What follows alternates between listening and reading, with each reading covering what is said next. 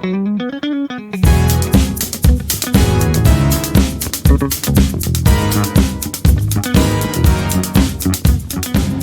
zastanawiacie się, jak wykonać łazienkę, to jesteście w doskonałym miejscu. Dzisiaj pokażemy Wam właśnie wszystkie prace od A do Z. Na końcu oczywiście zobaczycie efekt końcowy i podamy Wam wszystkie koszty, które musicie ponieść przy remoncie małej łazienki w bloku. Na tym etapie wydawało się, że wszystko pójdzie gładko, no ale wiecie, życie jest życiem. Nie uprzedzając faktów, lecimy po kolei. Ściany wszystkie wyprostowane, także dzisiaj na każdej ścianie zaznaczam sobie 120. Górę ścian szpachlujemy, spojnujemy, szpachlujemy tak, żebyśmy mieli już na gotowo. Jak wyszpachlujemy sufit i ściany, te miejsca, gdzie nie będzie już płytek, to tutaj w tej części wannowej zrobimy hydroizolację. Moje zdanie na temat hydroizolacji jest takie, że szczególnie tam, gdzie są płyty gipsowe, warto tą hydroizolację zrobić, szczególnie w tej części mokrej. Nie zamierzam tutaj hydroizolacji kłaść na całej łazience, bo uważam, że to jest bez sensu. Natomiast tutaj dookoła wanny, tu gdzie są spoiny płyt GK i tutaj w tej części bezpośrednio nad wanną, tutaj hydroizolacja będzie. No także dzisiaj dzień w zasadzie upłynie na tych pracach. To działamy.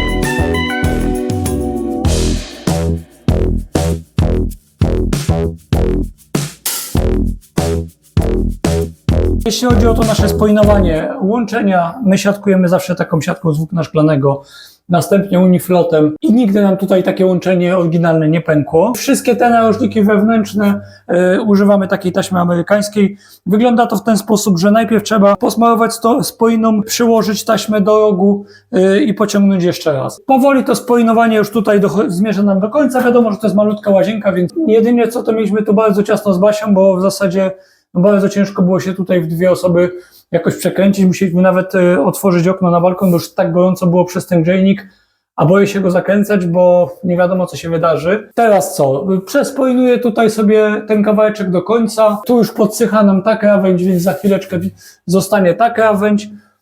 No i co? Poczekamy, aż wyschnie. Jak wyschnie, to gładź. No i możemy się brać za hydroizolację. A powiedz, Norbert, dlaczego tam nie ma naroża? Wiecie co, tutaj wewnątrz nie ma naroża, dlatego że zarówno na tej ścianie będą płytki, które pójdą do samej góry i one pójdą tak dookoła welkę. Więc nie ma sensu tutaj dawać naroża, bo płytki i tak wszystko przykryją i nie ma tam możliwości żadnego pęknięcia, ponieważ płytki wejdą na tą górną płytę. Tak, ja zrobiłam tutaj, tak wiecie, na próbę, bo robiłam to bardzo dawno temu jeszcze w nowym starym domu i potrzebowałam, wiecie, jak z naleśnikami. Pierwsze jest do wyrzucenia, więc tam był taki próbny naroża. Tu jeszcze jedna bardzo ważna rzecz, bo często się początkującym osobom wydaje mi się też kiedyś wydawało, że ta spoina to tak naprawdę nie ma większego znaczenia i często jest tak, że ta spoina jest tak byle jak zrobiona taką małą szpachelką. Słuchajcie, to jest najgorsze, co można zrobić, dlatego że ta spoina musi być naprawdę zrobiona dokładnie. Jeśli to jest najtwardszy gips, jeśli zrobicie to niedokładnie, nasmarujecie tego dużo, to będzie wszystkie te łączenia widać po gładzeniu, dlatego że już to kilka razy widziałem, że spoiną było dużo więcej nakładzione, takie po prostu, taki wręcz męsk, wypukły i bardzo źle to wygląda. Także trzeba się przyłożyć. Ja może spróbuję to pokazać, choć wtedy jak się chce, to nie zawsze wychodzi to idealnie, ale to cała filozofia polega na tym, żeby nie zostawało tutaj na tych krawędziach, jak najmniej, żeby zostawało na tych krawędziach, ale za to środek ma być jak najrówniejszy.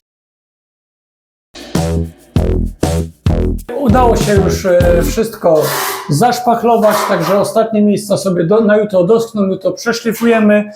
Zrobiłem też już hydroizolację w całej wannie. Nie będę wychodził poza wannę, bo uważam, że nie ma to za bardzo sensu. Najważniejsze są te dwie krawędzie, ponieważ na tych dwóch krawędziach klejone są płyty GK i chodzi o to, żeby ta wilgoć, ponieważ wanna będzie też tak skonstruowana, żeby można z niej korzystać jako z prysznica, więc chodzi o to, żeby ta wilgoć z wanny w prysznica nie dostawała się do płyt, więc najważniejsze są te dwie krawędzie tutaj narożne. One są na specjalnych tych takich mankietach i na tej folii w płynie wklejone. Jutro tylko jakieś takie ostatnie poprawki, no i będę się mógł brać wreszcie za podłogę. Zrobię sobie podłogę i jadę ze ścianami. Ok, dzisiaj potrzebujemy płytki, klej do płytek, system do poziomowania, fugę i musimy już kupić 2 wiadra gładzi. Okej, żebyście nie myśleli, że to wszystko takie proste, weszliśmy i kupiliśmy od razu płytki, bo trwało to naprawdę bardzo długo, bo obejrzałam po prostu wszystkie strony internetowe, wszystkie markety dostępne tak stacjonarnie, no i w końcu wybraliśmy coś, co będzie na tyle uniwersalne i na tyle ponadczasowe, że ta łazienka powinna być długo fajna, bo w 2010 roku poszłam za modą i zrobiliśmy z Norbertem łazienkę, która jest pomarańczowa. Wtedy była fajna, teraz już niekoniecznie, więc pewnie za jakiś czas będzie nas czekała jeszcze, wiecie, takie odświeżenie łazienki, a jak łazienka, no to wiecie, no tak naprawdę trzeba będzie wszystko skuć. No, ale wracając do tej łazienki, którą robimy teraz, wybrałam, tam z Norbert nie do końca jest zadowolony, ale wybrałam takie bardzo neutralne płytki gresowe, do tego będą białe płytki w połysku. Dobra, o projekcie to wiecie, zobaczycie to później, na razie musimy to jakoś zapakować, przetransportować i wtaszczyć na 5. piętro, a te płytki, no umówmy się, nie są za lekkie. Ok, jak mamy wybrane płytki, to trzeba do tego dobrać fugę. Łatwiej byłoby pewnie latać z próbnikami z fugi, no ale dobra. Wzorników jest sporo, jaką firmę sobie wybierzecie, taka będzie tak naprawdę. Nie będziemy tutaj epoksydowej fugi dawali, więc dobra, dobierzmy coś. Atlas nie będzie, ale potrzebujemy coś z szarości. Same chłodne. Potrzebowalibyśmy coś cieplejszego, a tu same są chłodne te szarości. No, nie do końca nam tu leży, bo mamy bardziej takie od neutralnego do ciepłego, tego szarego. Tu jest trochę takiego chłodniejszego, ale w większości jest ciepły, więc nie wiem, to chyba coś innego jednak trzeba będzie wybrać. Mapy chyba też był spoko, nie? Znowu trochę za ciemno. Basia będzie wybierać kolory, to będę siedzieć 2 dni.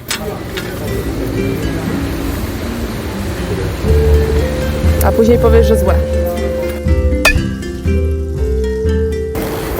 Najważniejsze, że Basia wybrała kolor. Ja za to na pewno mogę wybrać jedną rzecz. Mogę wybrać fugę białą.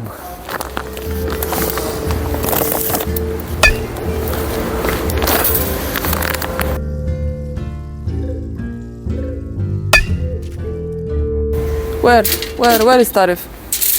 Czekaj, no bo gdzieś płytki mamy częściowo na 1,20 m, więc stosujemy takie listwy kończące płytki. Musicie je sobie dopasować do grubości konkretnej płytki. Nam wystarczą 3. A, jeszcze odcinki pionowe, tam gdzie jest prysznic, też będziemy kończyć listwą, bo no, żeby wiecie, no trochę ładniej to wyglądało. Idziemy.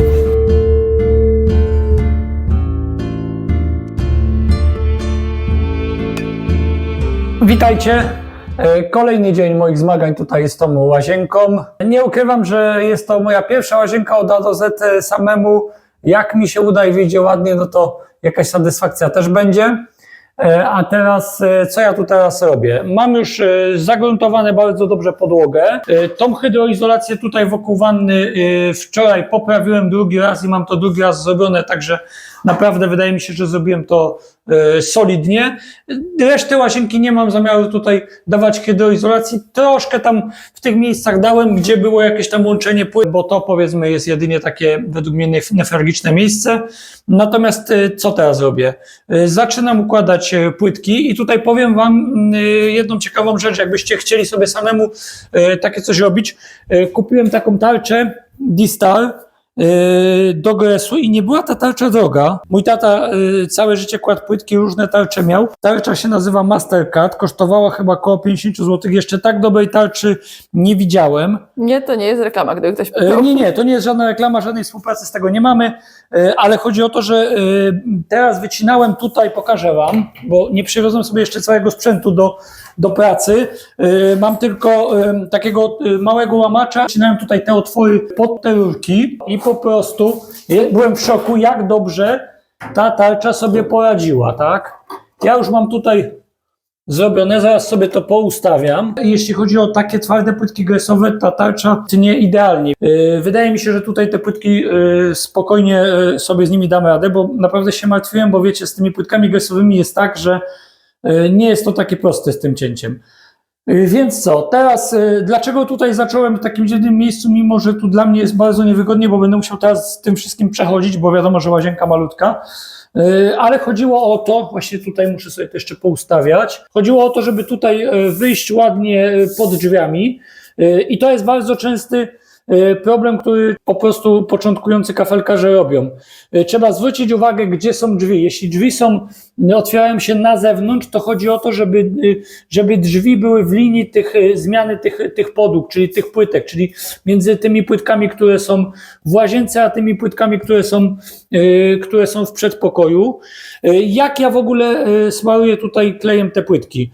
Powiem tak, ja nie jestem jakimś zawodowym kafelkarzem, więc to jest tylko i wyłącznie moja rada. Ja często smarowałem na grzebień jedną i drugą stronę, natomiast wydaje mi się, że to nie ma do końca sensu i na grzebień smaruję podłogę, natomiast płytkę smaruję na ostro, czyli po prostu jadę ją na gładko, tak żeby ta przyczepność jej była bardzo dobra. Dlaczego też tak robię? Bo mam po prostu dość równą podłogę. Zrobiłem sobie wylewkę, tak wydaje mi się w miarę przyzwoitą i wydaje mi się, że tutaj pozwoli mi to tak zrobić. Oczywiście może się okazać, że tu gdzieś zaraz jakiś kwiatek wyjdzie, ale na razie wydaje się, że na tyle dobrze to zrobiłem, że powinno być w porządku. Dobra, już nie gadam, tylko biorę się do roboty.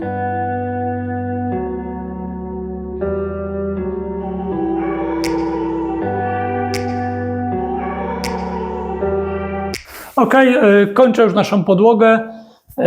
W zasadzie w takiej podłodze najważniejsze jest to, żeby przemyśleć, jak ustawić płytki. I mam taką sytuację, że mam w zasadzie tylko 2 płytki widoczne po szerokości, a to trzecie łączenie jest pod wanną.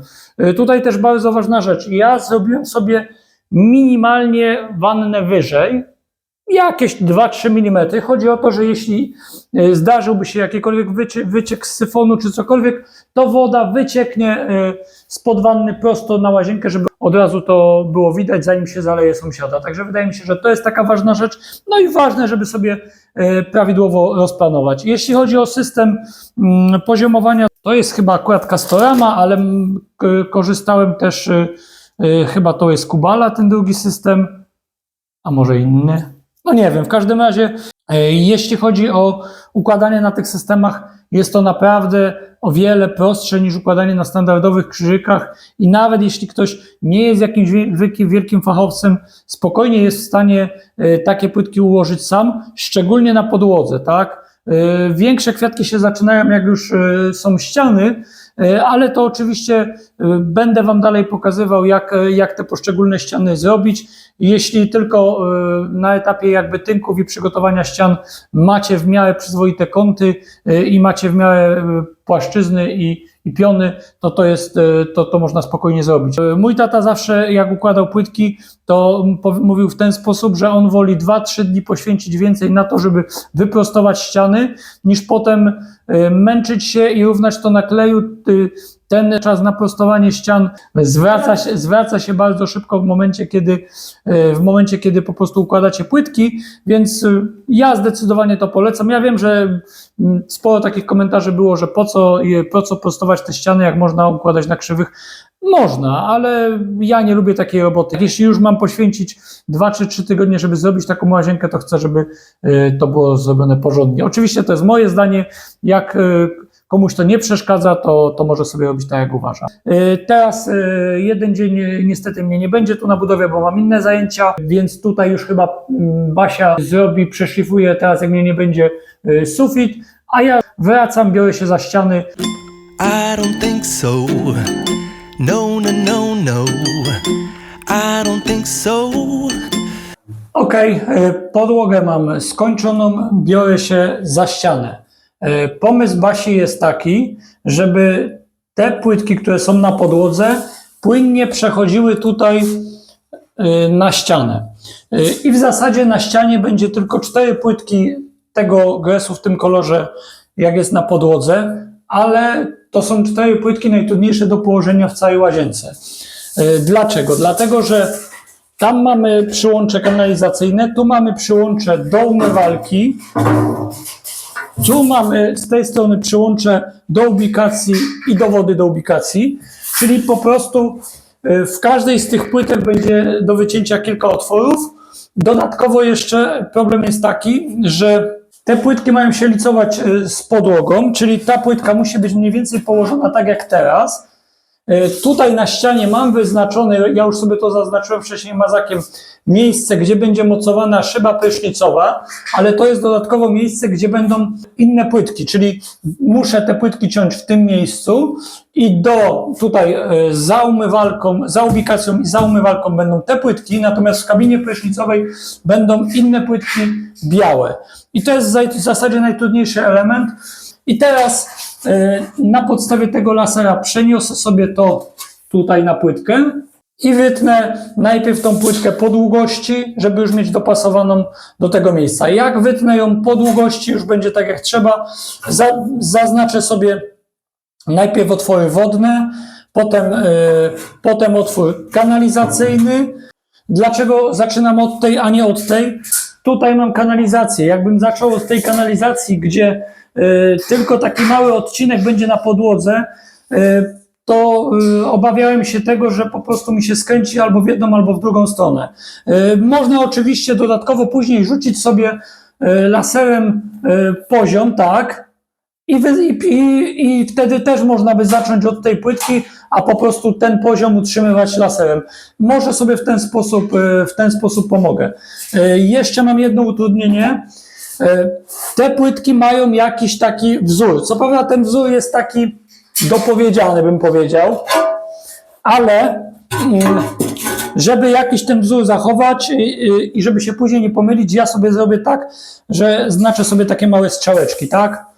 I wtedy nawet jak potem przekładam te płytki kilka razy do cięcia, no bo wiadomo, że jak będę tyle otworów wycinał, to ja będę 10 razy przesuwał, to te znaczki mi zostaną i będę wiedział, jak to potem złożyć.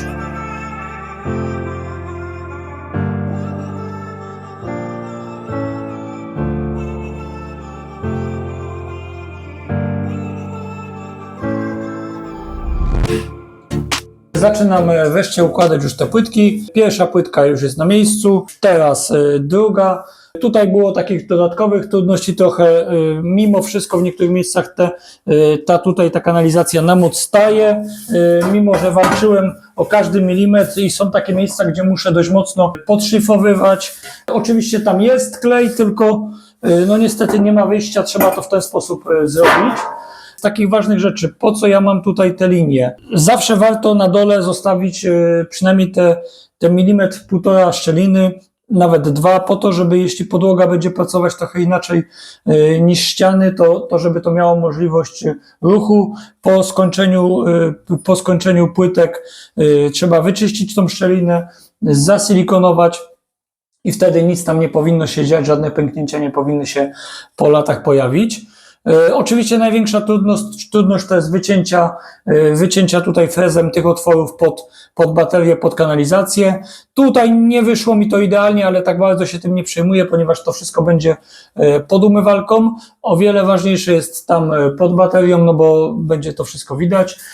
Pokażę Wam sprzęt, którym ja to robię. Okej, więc tak, płytki gresowe docinam tą maszyną na wodę, aczkolwiek powiem Wam, że tą tarczę nową, którą kupiłem, jeszcze takiej dobrej tarczy nie miałem, super tnie. Jakby się ktoś uparł i nie miał innego sprzętu, a chciałby dość prostą łazienkę zrobić, to nawet byłby w stanie taką tarczą większość rzeczy powycinać. Oczywiście z tego się bardzo kurzy, więc zdecydowanie lepsza jest taka maszyna na wodę, maszyna po prostu normalna z tarczą, ale polewana wodą, ponieważ tego kurzu jest znacznie wtedy mniej i gres naprawdę dobrze się tym tnie. Zwykłe płytki, takie ceramiczne, takie standardowe, białe jak tutaj mamy, można docinać takim zwykłym łamaczem. Jak jest to kółeczko nowe, to jak najbardziej się to sprawdza. Jeśli chodzi o te frezy, to tutaj mam taki porządniejszy frez diamentowy i tym wycinam gresie.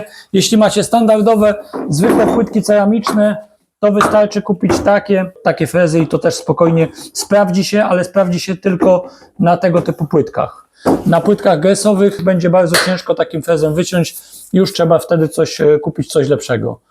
A to się nazywa to koronka, tak? Tak, koronka, dokładnie. A to jest profesjonalne nazewnictwo, czy to jest takie... Takie profesjonalne nazewnictwo, jak ja jestem profesjonalnym kafelkarzem.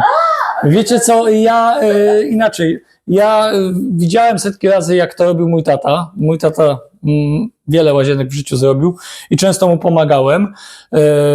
Zdarzyło mi się kilka razy układać płytki na podłodze, fartuchy w kuchni. Natomiast jeśli chodzi o całą łazienkę, to jest pierwsza moja łazienka, więc też się stresuję, żeby to wyszło jak najlepiej.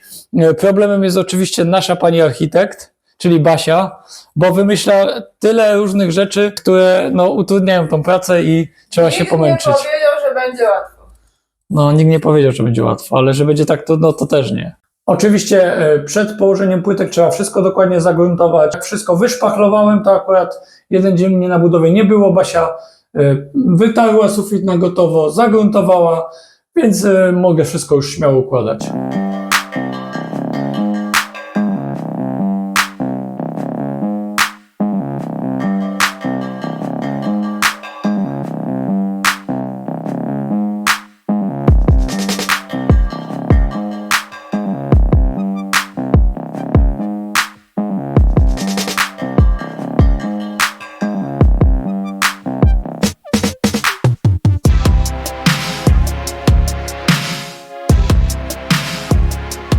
Ja tutaj na tych płytkach sobie rysuję takie znaczki.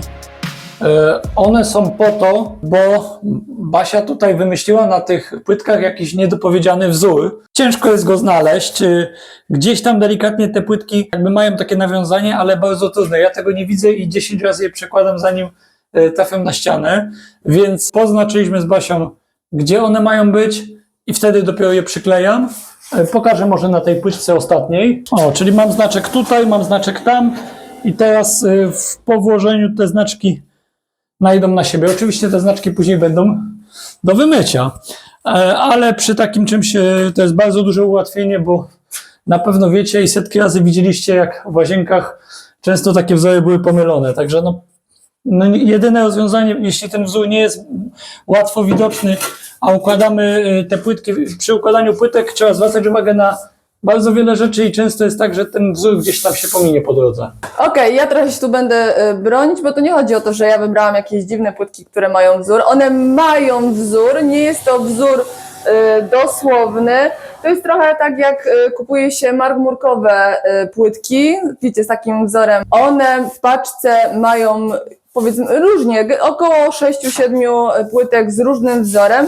No i wiecie, jedne obok siebie pasują lepiej, drugie mniej. Ważne, chyba najważniejsze jest to, żeby dwóch takich samych płytek nie dawać koło siebie, bo to już wygląda słabo.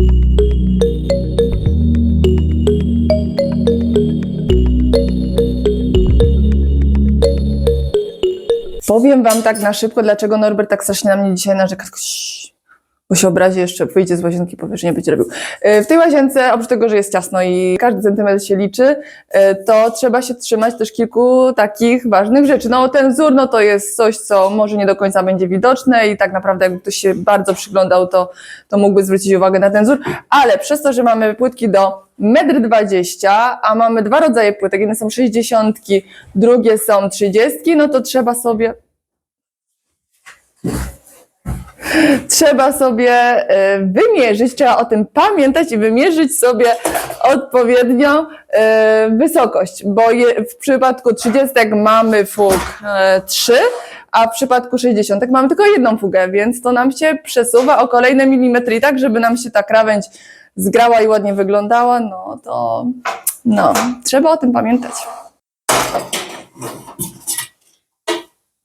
Jak widzicie tutaj, będziemy mieć taką mini docineczkę. Zdecydowałam, że będzie ona leciała tutaj od strony tego łączenia. Już Wam, tak generalnie im mniej docinek, tym lepiej, ale mamy tutaj 70 cm i trzeba było podjąć jakąś decyzję.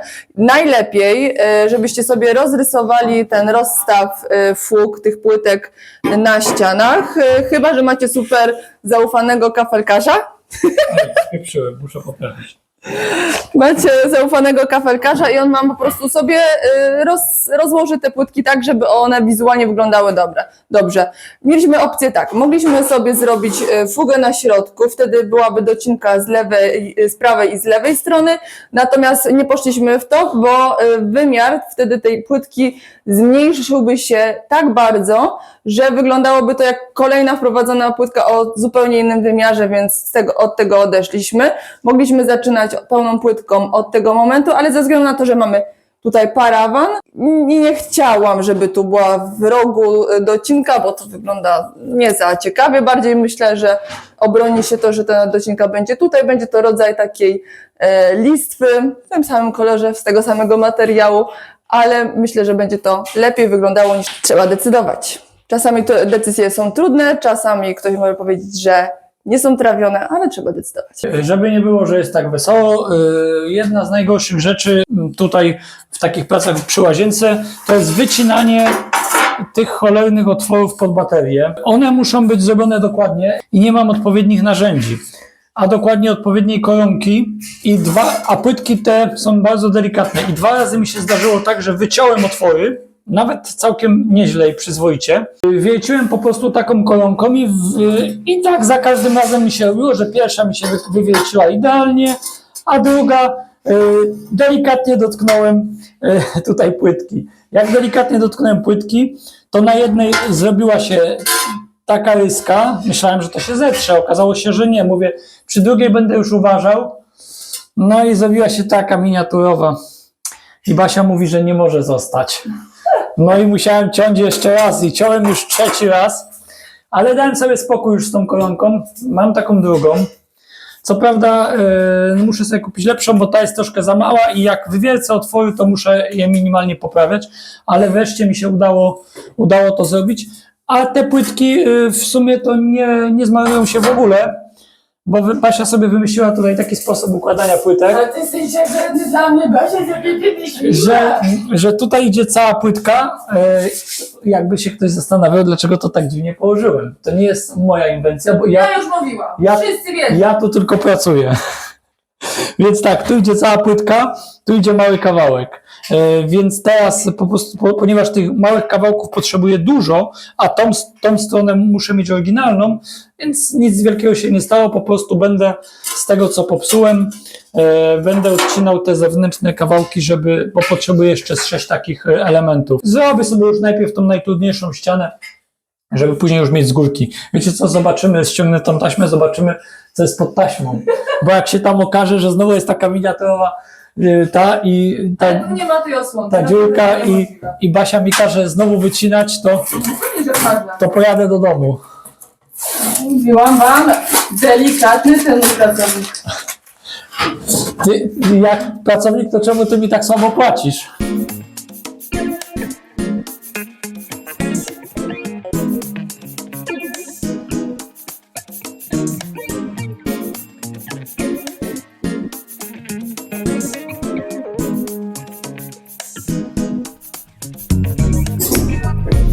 Norbert znowu na mnie narzeka, bo mu tam ta szparka tutaj nie wychodzi. Nic. Rób sobie, rób. Rób sobie, no. Ja wam nie powiedziałam, bo tą docinką to możemy sobie pozwolić tylko dlatego, że tutaj będzie parawan, a u góry będzie listwa. Bo jakbyście mieli ten, to musiałaby być oryginalna, wiecie, krawędź. Więc on się nie denerwuje, bo mu to nie wychodzi, bo mu się szerzej zrobił. Ale tak naprawdę to ten parawan to zasłoni, więc tego nie będzie widać, więc nie wiem, po co się denerwuje. Więc tak, prostowane ściany tydzień czasu albo lepiej. I teraz i tak do końca nie jest idealnie. Wydawało mi się, że wyprostowałem sobie naprawdę nieźle, a w tym momencie, żeby jakoś te płytki się układały, to do góry muszę dokładać centymetr kleju. W sensie, wiecie co, wyszło jakoś tak dziwnie, nie wiem jak to się stało, pewnie po zamontowaniu płyt, pewnie płyta troszkę mi wpadła do środka, bo tu wydaje się, że jest pion, a tutaj teraz jak przykładam, to nagle brakuje na górze centymetra. Więc no prawdopodobnie gdzieś przy tych poprawkach po prostu wpadła płyta do środka i tyle. Znaczy może nie wpadła, po prostu stelaż był zrobiony za nisko. I teraz tak, jak układam, zapomniałem o klipsach. I teraz jak wkładam tę płytkę na swoje miejsce, to za każdym razem praktycznie muszę poprawiać na 2 razy. No tu teraz nawet wyszło nieźle, tutaj nawet wyszło troszkę za dużo, a tutaj będzie ok. No i dołożyłem więcej, ale widzicie tutaj nie powinno tak być. Powinno być przy takiej prostowanej ścianie, powinno być kleju powinno być 2-3 mm, a wyszło centymetr. No, coś zrobiłem niedokładnie. Wiecie co, nie mam aż tak dużego doświadczenia, jak ktoś z Was robił łazienki, to może ma. Bo tak, zdecydowałem się w tej łazience zrobić odwrotnie niż zawsze robił mój tata, czyli bo takie sposoby widziałem w internecie i wydawało mi się to sensowne. Czyli zrobiłem na początku sufit, zrobiłem wszystkie te ściany, które mają zostać wymalowane, wyszpachlowane, zrobiłem je na początku, a dopiero później zdecydowałem się układać płytki. I teraz tak, wydaje mi się to nadal sensowne, ale jak macie więcej doświadczenia, to piszcie, które rozwiązanie jest lepsze. Bo teraz tak, są takie problemy, tak jak tutaj, że nie ma takiej możliwości, żeby się tutaj nic nie pobrudziło, to znaczy może jak jest jakiś taki fachura, nie wiadomo jaki, to może tak zrobi, ale ja nie dam rady tak zrobić, żeby mi się tutaj nic kompletnie nie pobrudziło, więc tutaj jakieś takie minimalne poprawki będą, ale wydaje mi się, że mimo wszystko lepiej jest to zrobić wcześniej, niż po prostu później, jak już macie płytki, to dopiero wtedy szpachlować, robić ten sufit. Pamiętam kilka razy, że mojemu tacie się zdarzyło tak, że już miał całą łazienkę gotową, robił sufit podwieszany, spadł mu młotek i zrobił dziurę w płytce. I to chyba mu się zdarzyło kilka razy taka sytuacja, także czy to jest lepsze rozwiązanie, żeby to zrobić wszystko na początku, położyć podłogę i później płytki? Nie jestem do końca pewny, ale jak na razie powiedzmy, że umiarkowanie to się sprawdza. Słuchajcie, 2 słowa na temat hydroizolacji. Więc tak, my tutaj robiliśmy hydroizolację. Ja wiem, że hydroizolacja ma tyle samo zwolenników, co i przeciwników. Piszcie, jakie macie zdanie na ten temat. Czy robić, czy nie robić, bo wiem, że opinie są bardzo podzielone. Ja tutaj w tej części wannowej zrobiłem hydroizolację, ale nawet jeśli nie robicie hydroizolacji, to bardzo ważna rzecz. Jeśli robicie wannę, to róbcie pod wanną płytki. Kilka razy spotkałem się już z taką sytuacją, że pod wanną nie było płytek, z oszczędności, żeby po prostu ten metr kwadratowy płytek zaoszczędzić, płytek pod wanną nie było. I była taka sytuacja, że czy ta hydroizolacja była, czy nie była, to nawet nie miało znaczenia, bo była hydroizolacja, a ktoś przeoszczędził na metrze płytek. I tak, jak wykruszył się silikon za wanną, czy z boku wanny, lała się woda za wannę, dostawała się pod spód, ponieważ nie było płytek, woda się rozlewała po całej powierzchni pod wanną, dostawała się pod płytki, jak znalazła sobie gdzieś szczelinę, bo nie było hydroizolacji, albo była słabo zrobiona hydroizolacja, to lała się albo do sąsiada, albo gdzieś tam wyciekała. A do mieszkania wyciekła dopiero wtedy, jak przelała się przez te płytki, czyli jak pokonała powiedzmy te 1,5-2 cm, czyli jak jej było już naprawdę sporo. I tak, jeśli już macie zrobione te płytki pod tą wanną, to koniecznie zaklejcie sobie dokładnie wszystkie te szczeliny dookoła. Właśnie po to, że jeśli ta woda się tam dostanie, to ona ma się jak najszybciej stamtąd wydostać, żebyście się zorientowali, że macie jakiś problem z syfonem i wtedy naprawiacie syfon, nie ma problemu. Jeśli się o tym nie dowiecie, a co jeszcze gorsze, jeśli macie wizję, bo macie zabudowaną wannę, to pilnujcie, żeby pod tym wizjerem też woda mogłaby się wylać. bo już miałem dwie takie sytuacje, że woda dostała się pod wannę, nie mogła się stamtąd wydostać i co się wtedy działo? Woda dostawała się pod płytki i potrafiło na przykład tutaj wywalić kilka płytek, woda była pod nimi odchodzenia, wywaliło te płytki, trzeba było płytki na podłodze w łazience wymieniać, więc na to Was uczulam, że jeśli chcecie wannę, zabudowujecie ją w jakiś sposób, tak to zróbcie, żeby ta woda mogła stamtąd się wydostać.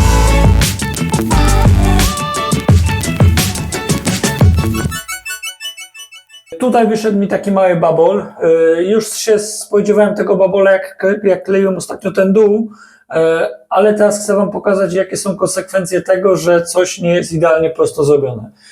Ta ściana miała być idealnie w pionie. Ponieważ na dole miałem tą kanalizację, a tutaj bardzo ważny był ten wymiar na wannę, więc nie mogłem tam odsunąć się dalej, bo tu mi troszkę wystawała instalacja, więc stwierdziłem, że nie ma wyjścia, minimalnie tą pierwszą płytkę pochylę i tak ta płytka jest za ubikacją. No i wyszło to, co tutaj widzicie, czyli muszę te dwie pierwsze płytki dociąć pod krzywiznę tej płytki. Dlatego wiele osób mówiło, dlaczego ja to tak prostuję i tak dalej. Ja się starałem, żeby wyprostować idealnie i tak idealnie nie wyprostowałem, a tu, gdzie nie udało mi się wyprostować, to mam teraz taki babol. Wydaje mi się, że dość szybko z tego wyjdę i jak dotknę tutaj te dwie płytki, to już tutaj jest równo, natomiast no niestety, jak są krzywe ściany, to potem trzeba tak prostować. Okej, dwa słowa na temat naszych białych płytek. Jest to najbardziej basicowa płytka, jaką można sobie wyobrazić. Jest po łysku i mieliśmy taką ciekawą historię. Wybraliśmy glazurę w Leroy Merlin, to nie jest reklama, co zresztą zaraz zauważycie. Sprawdziłam sobie oczywiście przez internet, czy płytka ta jest dostępna, bo wiecie, najpierw zrobiłam research taki internetowy, gdzie jechać, żeby to kupić i okazało się, że w tym sklepie, gdzie my tutaj na terenie Śląska kupujemy te płytki, jest ich bardzo dużo, tam było chyba 2 palety, po czym jak przyjechaliśmy do sklepu, czekaliśmy jakieś 1,5 godziny przy magazynie, gdzie panowie mieli nam tą płytkę dostarczyć, okazało się, że to, co jest na internecie, jest nieprawdziwe, wiecie, internety kłamią i nie ma tych płytek, bo one miały przyjść we wrześniu. We wrześniu nie przyszły, nikt z tego nie zaktualizował, więc na internecie teoretycznie macie tego bardzo dużo, a w praktyce nie ma tego w ogóle, więc wyczekaliśmy się jak, powiedziałabym brzydko, jak ciule i nic nie dostaliśmy, natomiast panowie wyszukali nam płytki, ja wyszukałam, a panowie zorganizowali płytki, które są bardzo podobne i co są właśnie te płytki i dostaliśmy rabacik.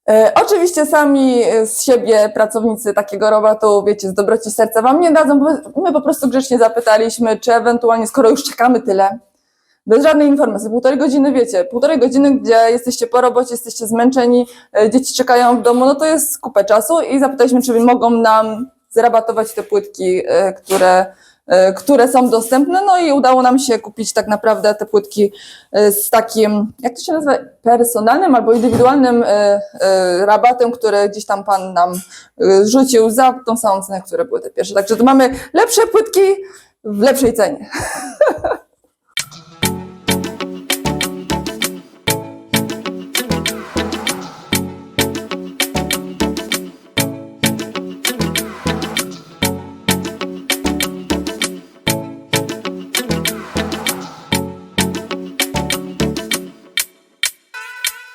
Tutaj miałem Wam pokazać, co z tym cudem techniki się tu wydarzyło. Więc tak, żeby go troszeczkę odsunąć od ściany, bo tak jak pamiętacie, rurki były przy samej ścianie, wkładam sobie tutaj oto takie narzędzie budowlane, profesjonalnie. Ale oczywiście, jakbyście robili takie coś, robicie to na własne ryzyko, bo przy wyginaniu tych rur w każdej chwili może szczelić łączenie i pęknie i zaleje Was centralne ogrzewanie, co fajne nie będzie, ale nie ma innego wyjścia. Tutaj delikatnie podsuwam jakąś drewnianą belkę pod spód. Dlaczego drewnianą? Bo ona delikatnie się poddaje. Wyciągam teraz ten pędzel i wkładam go wyżej. Dlaczego go wkładam wyżej? Dobra, udało się. Dlatego, że wcześniej musiałem go włożyć niżej, żeby zrobić ścianę, a teraz muszę go włożyć wyżej, żeby ułożyć płytki. Docelowo, no nie wiem, chyba pędzla tu nie zostawimy, więc trzeba będzie wymyślić jakieś inne... To jest profesjonalny dystans grzejnikowy. Tak, więc trzeba będzie coś tu wykombinować. Wydaje mi się, nawet nie głupim rozwiązaniem byłoby, mamy gdzieś takie grube, centymetrowe gumy, więc może po prostu jak już będą płytki, to dotniemy taki mały kawałek gumy i podłożymy tu gdzieś pod spód, żeby to elastycznie mogło na tym pracować. I wydaje mi się, że całkiem nieźle to wyjdzie. I udało się zrobić, jeszcze się nie udało, ale uda się zrobić bez demontażu grzejnika. Ważna informacja, jeżeli chodzi o instalację centralnego ogrzewania w budynkach wielorodzinnych, to Wy jako właściciele mieszkania nie jesteście właścicielami tej instalacji, czyli jakakolwiek usterka, która nie jest z Waszej winy, co ważne, finansowo Was nie obciąża. Musicie od razu zgłosić, że coś się dzieje zarządcy, on to ogarnia na koszt tak zwanego funduszu remontowego. Dzisiaj idzie mi już całkiem zgrabnie.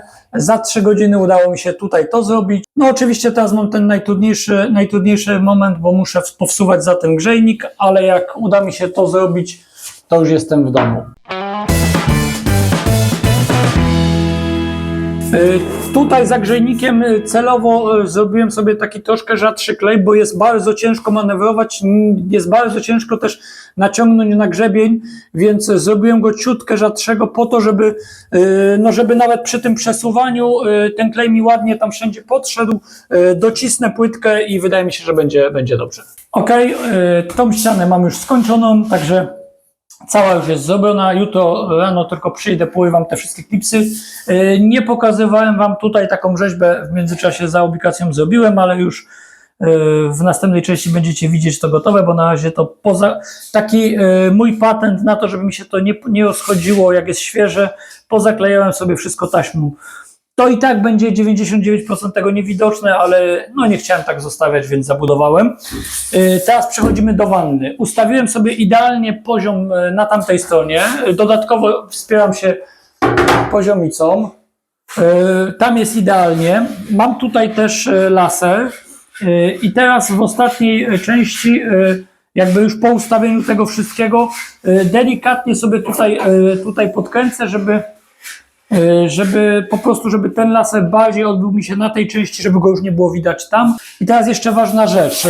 Najlepiej na początku od razu sobie sprawdzić wszystkie podejścia. Jeśli chodzi o syfon, wykorzystaliśmy syfon, który tutaj był, dlatego że jest prawie nowy. Prawie nowy syfon i to jeszcze dobrej jakości, więc nie było sensu tego wyrzucać i kupować drugiego takiego samego. Teraz po zaznaczeniu tego wszystkiego będziemy musieli odsunąć wannę i zamontować te elementy montażowe. Teraz tak, na pewno parę osób się przyczepi do tego, że taką wannę powinno się obłożyć ze wszystkich stron płytkami, później następnie włożyć i obsilikonować, żeby w razie czego tą wannę można wyciągnąć. No robiliśmy wszystko, żeby jak najwięcej tych płytek dało się włożyć, ale tak, z tamtej strony nie mogę tego zrobić, ponieważ każdy centymetr tutaj po szerokości jest ważny, a z tej strony też już praktycznie brakuje wymiaru. Więc temat jest taki, że tutaj będzie taki panel zabudowany po to, żeby było łatwiej się tam dostać i w razie czego wymienić tą wannę. I w razie jakichś problemów trzeba będzie ją po prostu wyciągać z tej strony, tak? Oczywiście to się rzadko zdarza, ale chcieliśmy to tak zrobić, żeby w razie czego można taką wannę w jakiś tam sposób, co prawda niełatwy, bo łatwiejszy to byłoby taki, gdzie ona byłaby całkowicie wolna, ale żeby można w łatwiejszy sposób ją wymienić. No niestety ograniczenia są takie w bloku, jakie są. Musimy tak robić, jak się da. Teraz bardzo mocno to skręcam, żeby skontrolować, żeby to już nie miało możliwości się przesuwać. I widzicie, laser mam idealnie po tej krawędzi. Dokładnie to samo zrobię tutaj. Aha, pisaliście nam, że bardzo słabe są te stelaże. To jest racja, one są słabe, więc my dodatkowo tu na pewno zrobimy jakieś wzmocnienie. Nie wiem, czy po prostu nie wymurujemy tutaj nawet na kleju kilka cegieł, czy po prostu jakieś takie bloczki i na to położymy gumę dodatkowo, żeby nie było takiej sytuacji, że po prostu to się zbyt mocno wygnie i coś złego się z tym stanie. Także absolutnie bym nie robił tego bezpośrednio na cegłach, bo jakby to obciążyło się mocno, to by mogło coś pęknąć. Więc tak, jak taką wannę zamontujemy? w taki sposób, że najpierw zaznaczyliśmy sobie obrys dookoła i teraz zmierzymy sobie wysokość tego rantu. Tu mamy 36 mm. Przykładam ten uchwyt, który tutaj ma być. Widać, że jeśli go zamocuję tak, to tak naprawdę nie dam rady opuścić wanny, bo tutaj jest jakieś 2-3 mm różnicy. Czyli zamocuję ten uchwyt centymetr, tą krawędź, centymetr poniżej dolnego rantu. Czyli jeśli dolny rant mam 36 mm, zamocuję go, żeby ten rant był 46 mm od tej krawędzi, którą teraz narysowałem.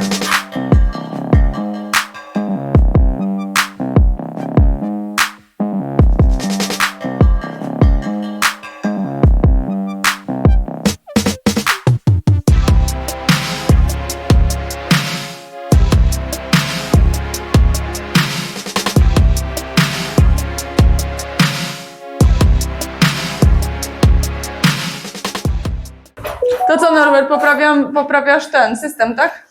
Tak, no okazało się, że jednak dobrze, że zrobiłem w tej górnej części regulacji, bo muszę to minimalnie podnieść do góry, bo jak włożyłem tutaj w ten pierwszy uchwyt, to tak ledwo trzymało, więc wezmę to po prostu, ustawię połowę wyżej. I producenta też trzeba poprawić. No, dołożymy też podkładki. Aha, dlaczego dokładamy podkładki? Możesz pokazać. Bo jak przykręciłem, to plastik już się wygiął. Chciałam powiedzieć, że skoro nie pasował Ci dotychczasowy pomocnik, to mam tu dla Ciebie nowego pomocnika. Hi, hi, hi. Złośliwy człowieku.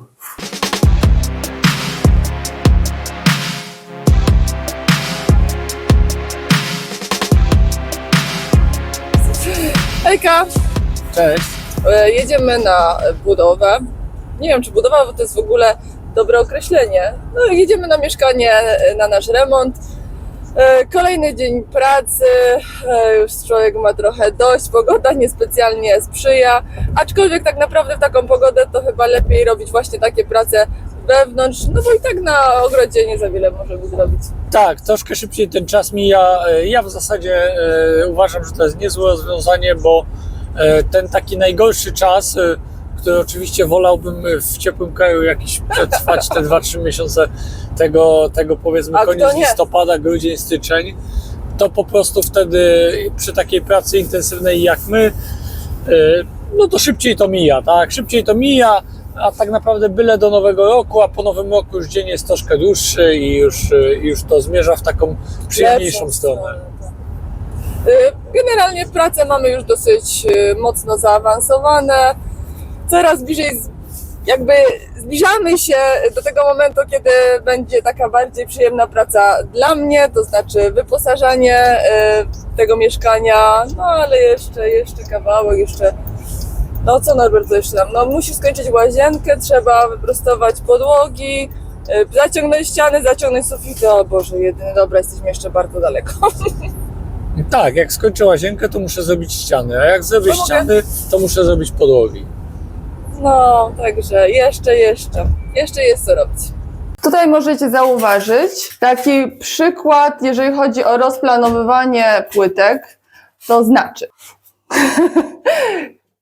jeżeli Norbert by się nad tym nie zastanowił, nie przedyskutowalibyśmy tematu rozłożenia tych płytek, to pewnie startowałoby się całą z jednej lub z drugiej strony, wtedy wychodziłaby nam nieładna docinka. A w ten sposób mamy na środku pełną płytkę 60 i tu mamy docinki takie 40-kilkucentymetrowe i wygląda to ładnie. Nie sugerujcie się tutaj tą szczeliną, bo tutaj dojdą nam płytki i to nam ładnie wyrówna, ale dużo lepiej wygląda takie rozłożenie płytek symetryczne, niż miałaby tu być taka dziwna docinka. A tu Norbert. Hi Norbert. Udało mi się tą ścianę zrobić, wygląda całkiem nieźle. Dzisiaj miałem trochę trudniejszy temat, to znaczy będę jeszcze z 2-3 godziny nad tym pracował, bo teraz tak, tu Basia chciała, żeby wyciąć do kąta, czyli 45 stopni, całkiem ładnie mi to wyszło. Czasem sobie pomagam tutaj takim klejeniem, jak mi po prostu gdzieś tam jest, troszkę się rozchodzi. Wydaje mi się, że jest całkiem sensownie. Tutaj u góry od razu wkładam listwę. I to jest ważne, żeby tą listwę wszędzie wkładać od razu, tak samo tutaj, tak samo tutaj, tak samo tutaj. Oczywiście teraz to wszystko będzie fugowane, ale nie warto czekać z tą listwą do następnego dnia, bo nieraz widziałem, jak następnego dnia, żeby tą listwę włożyć, trzeba było wyskrzebać klej, wkładać na świeżym katorga. Jak wkładamy od razu, czasem jak nie chcę dobrze trzymać, to po prostu trzeba tylko klinami sobie przytrzymać, żeby to było w jednej pozycji. Oczywiście tu, gdzie jakieś tam szczeliny zostaną, to uzupełnimy silikonem, ale w zasadzie została mi tylko ta ścianka. Co dla niektórych osób dziwne, mam już ościeżnicę. Dlaczego ją sobie wczoraj wstawiłem? W ogóle wstawiamy ościeżnice stałe. Dlaczego stałe? Bo są po prostu trwalsze. Ościeżnice regulowane są o wiele łatwiejsze w montażu, ale według mnie ich trwałość pozostawia wiele do życzenia. My lubimy takie mocne, trwałe rozwiązania, więc dlatego ościeżnica jest stała. I drewniana. I drewniana. Zostaje mi na jutro, w zasadzie jak się dzisiaj mi uda to skończyć, to zostaje mi na jutro tutaj ten ostatni element. No i później już tylko obróbki, ćwierćwałki, opaski. Ale to fugowanie, malowanie to już zostawiam Basi, a ja przechodzę na ścianę. Tutaj zanim chłopaki zabiorą się za fugowanie tej naszej łazienki, pokażę Wam sprzęty i materiały, które do tego potrzebujecie. Więc tak, potrzebujecie ładny, czysty pojemniczek do rozrabiania fugi, którą będziecie sobie szpachelką mogli tutaj ładnie rozrobić, żeby była dobrej konsystencji. Oczywiście potrzebujemy fugę. Nie ma znaczenia jaka firma, tutaj wybraliśmy akurat Mapei i to jest elastyczna fuga cementowa. Tutaj mamy ceramiczną fugę z Atlasa. Także pracujemy różnymi materiałami. Mamy taką fugownicę, ona jest gumowa, żeby nam tutaj nie porysowało płytek. Szczególnie to jest ważne przy glazu, żeby ona jest sporo delikatniejsza od gresu. No i mamy takie, jak widać, bardzo już wykorzystywane często, takie sprytnie wiadereczko z gąbeczką do czyszczenia płytek. To już jest ta część, wiecie, powiedzmy wykończeniowa tej fugi, gdzie czyścicie płytki, tak, równacie sobie tą fugę i to jest takie fajne, że sobie tutaj możecie taką gąbeczkę wypłukać ładnie, a później na tym rollerze sobie to odcisnąć. I to jest bardzo fajne i czyściutkie, bo zawsze jest problem z tymi ścierkami, które się brudzą, a tak to widzicie. Później sobie ciachu, ładnie ścianę i macie pięknie zrobione fugi. Także jak potrzebujecie zrobić fugę, to i to. No i oczywiście to jest minimum, a to jest taki super dodatek.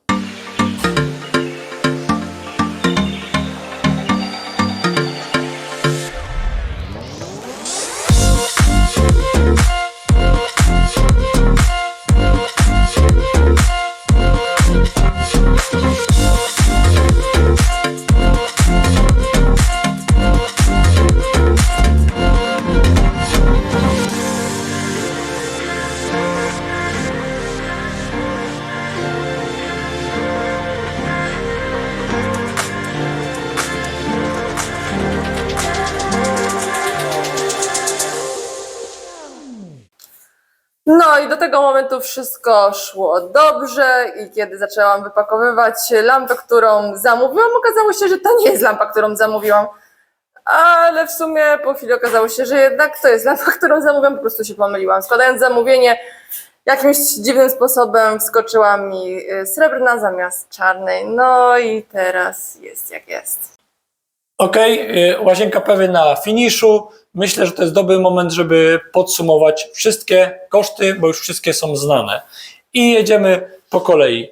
Wylewka to jest 8 worków po 13 zł, 104 zł, listwy do wylewki 2 razy 6 zł, 12 zł, rury kanalizacyjne 160 zł, rury do wody i otuliny i uchwyty 360 zł, płyty GK zielone 180 zł, folia w płynie 120 zł, płytki gresowe, czyli te, które są tutaj 432 zł.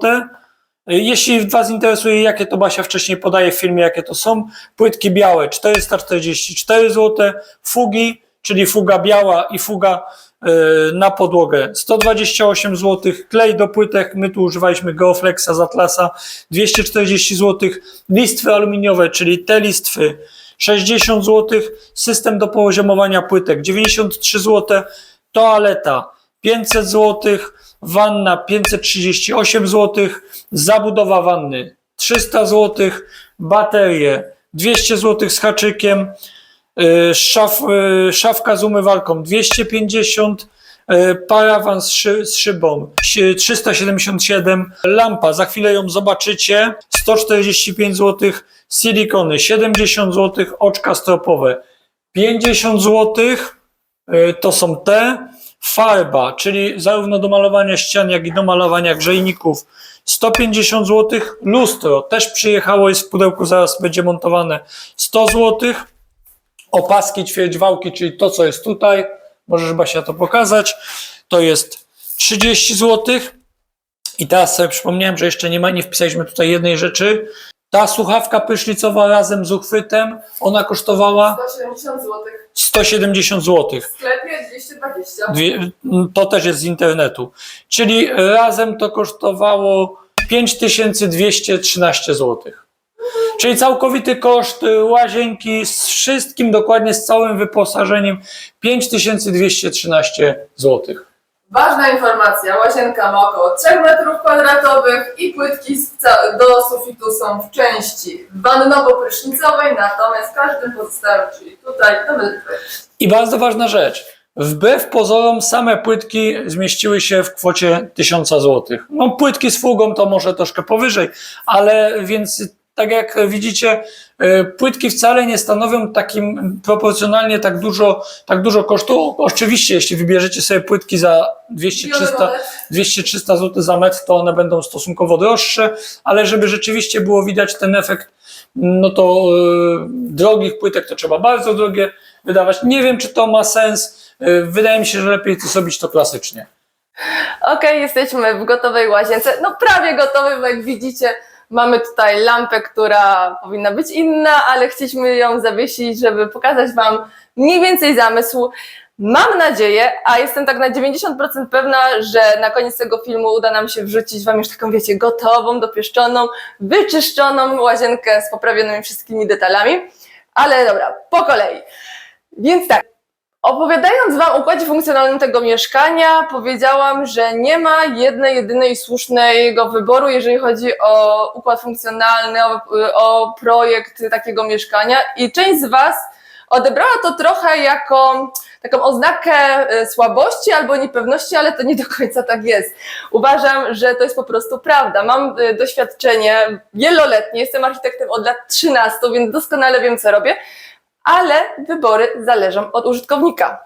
Więc coś może być dobre, drugie może być lepsze, ale to wszystko zależy od tego, dla kogo projektujecie. Ja nie zawsze zgadzam się z wyborami moich klientów, ale trzeba to uszanować. Natomiast tutaj mogłam iść swoimi wyborami, więc tak wygląda nasza łazienka. Mamy tutaj wannę z funkcją prysznica. Może za Waszą radą zainwestowaliśmy w system parawanu, który jest rozkładany i kiedy chcemy korzystać z wanny jako z wanny, to nie musimy, wiecie, tu się tak wychylać, żeby włączyć sobie wodę, bo możemy sobie to po prostu zamknąć i mamy fajną, wygodną wannę. Musimy jeszcze troszeczkę dopieścić, bo obawiam się tutaj tego elementu, ponieważ to jest parawan, który, widzicie, można odchylać, łamać jeszcze na tą ścianę lub na tą ścianę i nie pasuje nam ani jedna, ani druga opcja, bo jak otworzymy się w tą stronę, to uderzymy w umywalkę, a jak otworzymy się w drugą stronę, uderzymy w baterię, dlatego też ten element będzie stały, przykleimy go po prostu do wanny i tylko te skrzydło będzie ruchome. Także to jeszcze jest w fazie wykonawstwa. Jeżeli chodzi o tą naszą wannę z funkcją prysznica, to wiecie, jedni są wannowi, drudzy są prysznicowi. Wydaje mi się, że to rozwiązanie jest w stanie zadowolić wszystkich. Część z Was pisała mi, że można zamontować też prysznic z funkcją, no to jest, nie, no powiem Wam nie, to jest trochę za dużo powiedziane, prysznic z funkcją wanny, bo to macie po prostu głębszy brodzik i to trochę jak mycie się w miednicy, więc ja jakby nie idę w tą stronę, ale szanuję każdy wybór, każdy lubi coś innego, natomiast tu możemy w sposób tak 100% wykorzystać z tej wanny jak z prysznica, więc wydaje mi się, że to jest dużo lepsze rozwiązanie. Jeżeli chodzi o umywalkę, ja jestem ogromną fanką umywalek i szafek podwieszanych, wiecie, takich kwadratowych. Natomiast tutaj, ze względu na układ funkcjonalny, to, że mieliśmy tak mało miejsca, poszliśmy jednak w szafkę i umywalkę troszeczkę węższą, troszeczkę płytszą, żeby tutaj to zaokrąglenie dawało nam trochę więcej miejsca przy misce ustępowej. I tutaj, tak jak widzicie, trochę się baliście, jak pokazywaliśmy to, jak Norbert pokazywał wam, w którym miejscu będzie stała miska ustępowa, ale jak widzicie, nie trzeba było się aż tak tego bać, bo miejsca jest naprawdę i to jest komfortowa sytuacja. Mamy tutaj około 12 cm. Wiadomo, gdybyśmy mieli większą łazienkę, to 20 cm tej przestrzeni pomiędzy ścianą a miską, no jest lepsze. Natomiast, i zrobię to tylko dla was, bo pisaliście, że mam to zrobić, jeżeli usiądziecie na misce ustępowej, ja oczywiście, ciężko mi jest zasymulować osobę, która jest po prostu większy gabarytów, ale kazaliście mi, wiecie, trochę pomachać nogami, siąść z bardziej rozszerzonymi nogami i zobaczyć, jak jest wygodniej. Powiem wam, że tu jest naprawdę nieźle. Siedzę prosto, jestem w stanie spokojnie, wygodnie sobie tu siedzieć, więc wasze obawy, fajnie, że na to zwróciliście uwagę, bo wiecie, czasami człowiek o czymś zapomni, ale tutaj spokojnie jest miejsca na tyle. Mamy oczywiście światełko, nie zaświecę wam teraz, bo lampa jest tylko przymocowana, więc taka pozoracja, żebyście mogli zobaczyć jaki jest zamysł, natomiast nie jest ona podłączona. No i oczywiście gniazdko użytkowe. No i tu nasz grzejnik. Tak, to jest nasz grzejnik. Ja wciąż utrzymuję, że zestawienie go ma same plusy. Oprócz tego, że jest mega fajny, to jest duży, daje dużo ciepła, jest oryginalny i trochę wiecie, ja lubię pokazywać tak naprawdę takie elementy charakterystyczne dla danego miejsca, tak jak mamy nowy stary dom, tam jest dużo cegły, klimat jest taki bardziej elegancki, troszeczkę bardziej pałacykowy, tu jesteśmy w wielkiej płycie, więc co tutaj można dać, jak nie zostawić właśnie takiego fajnego, oryginalnego grzejnika. Jeżeli chodzi o kolorystykę, tutaj jest takie pożenienie troszeczkę tego czarnego lustra i tych płytek takich neutralnych, więc poszliśmy w taki trochę bardziej odważny kolor, bo jak Norbert to mówi, jest lachmusowy i on nie za bardzo jest założony, jeżeli chodzi o wybór tego koloru, ale moim zdaniem fajnie tutaj pasuje. Jest trochę między czernią a tą szarością, nawiązuje takimi tonami, które tutaj widzicie i jest takim trochę, wiecie, mrugnięciem oka w stronę tego projektu, bo cała łazienka, jak widzicie, jest bezpieczna. Nie jest jakiś szał, fajerwerki. Chcemy stworzyć wnętrze, które będzie fajne przez dłuższy czas. Pamiętacie, wspominałam wam o naszej pomarańczowej łazience. Tak, ja już się na nią szykuję. Okej, z takich rzeczy, które jeszcze chciałam powiedzieć, mieliście wątpliwości co do przedścianek, czyli tych ścianek, które chowają instalację, która no tam musi iść. To jest wielka płyta, nie wkuwamy się w ściany żelbetowe, bo to jest problematyczne i zupełnie niepotrzebne, bo jak widzicie, tego miejsca nadal mamy fajnie, bo ten wymiar tutaj jest spoko. Jeżeli moglibyśmy oczywiście zrobić tutaj taką półeczkę, czyli tą ściankę nie ciągnąć do samej góry ściany, tylko zrobić taką półkę i to też byłoby dobre rozwiązanie, jak najbardziej. Ale mamy tutaj prysznic, czyli wannę z funkcją prysznica, więc i tak musielibyśmy się tutaj bawić z tą zabudową, czyli tutaj był taki wygryzek i zdecydowaliśmy, że gra nie jest niewarta świeczki i zostawiliśmy to w tej formie. Natomiast oczywiście można by tą zabudowę zrobić niższą. Jak widzicie, nie mamy tutaj pralki. No, było to bardzo trudne, żeby ją tu wrzucić. Jakby się uprzeć, to by się dało, ale to nie chodzi o to, żeby się na coś upierać, tylko chcemy rozwiązania wygodne. Więc to nie do końca jest temat łazienkowy, ale wyrzuciliśmy tą pralkę tutaj. Będzie ona zamykana drzwiczkami ażurowymi, żeby zachować tą wentylację. I tu powstanie powyżej szafa. A jeszcze wyżej boiler. Wiecie co, my wam pokazujemy łazienkę gotową, pomalowaną, a tu jeszcze jest bancza. Norbert, pokaż. Jeszcze sporo pracy przed nami, ale będziecie mi za to co oglądać. Także widzimy się następnym razem. Mam nadzieję, że film wam się spodobał, że trochę was zainspirowaliśmy, że może podejmiecie ryzyko wyremontowania łazienki samodzielnie, bo jest to kupę pracy, ale też mega radocha i mega satysfakcja, także gorąco was do tego zachęcam. Jeżeli interesują was tematy remontowe, to na naszym kanale znajdziecie ich ogrom. Część podlinkuję wam w opisie, a część zobaczycie zaraz na ekranach końcowych. Pamiętajcie, żeby film ten udostępnić, polajkować i czekamy na wiadomości od was. Bo jak widzicie, naprawdę czytamy wszystko i sugerujemy się waszymi podpowiedziami.